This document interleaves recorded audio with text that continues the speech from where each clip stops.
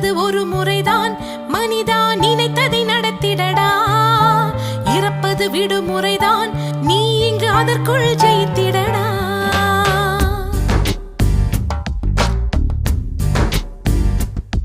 தன் நம்பிக்கை உனக்கு இருந்தா